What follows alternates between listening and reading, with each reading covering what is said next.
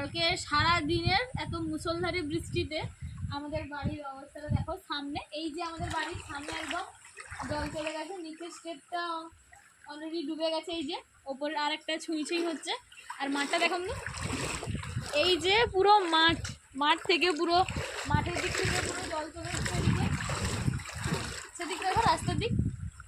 আর ওই যে দেখো রাস্তা, ওইটাও পুরো মানে রাস্তা দিয়ে জল গিয়ে ওখানে আমার জেঠিমার ঘরটার পুরো সামনেটা পুরো ডোবা ডুবে গেছে। আর ওই দিকটা দেখো তোমরা। আর এক্ষুনি মনে বলছে যে এখানে নাকি একটা সাপও ঘুরছিল, দেখো মাছ থেকে সাপ আমার ঘরেও চলে এসছে। এই জায়গাটা দেখো, এটা আমাদের কতটা জল দেখো, এই জায়গাটা হাঁটুর কাছাকাছি জল। এই যে পুকুর থেকে এইদিকে আমাদের পুকুর থেকে পুকুর ডুবে এখানে আমি আর বাবা নেট ঘিরে রাখছি, মাছ চলে আসবে বলে এদিকে। আর এখানে আমাদের বাড়িতে আর একটা সিঁড়ি আছে, এই যে প্রথম সিঁড়িটা এটা অলরেডি ডুবে গেছে, নিচের সিঁড়িটা জল উঠে গেছে।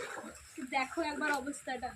শুধুমাত্র বৃষ্টিতে এখনো কেলেঘাই নদীর জল ঢুকছে কিনা জানি না, শুধুমাত্র বৃষ্টিতে আমাদের এখান থেকে কেলেঘাই নদী অনেকটাই দূরে, তো জল আসতে টাইম লাগবে, যদিও জল ঢুকছে যদি, কিন্তু এটা শুধুমাত্র বৃষ্টিতে হয়েছে। তো কেলেঘাই নদীর জল ঢুকলে কি হবে সত্যি আমি জানি না, তাই দিকে দেখা।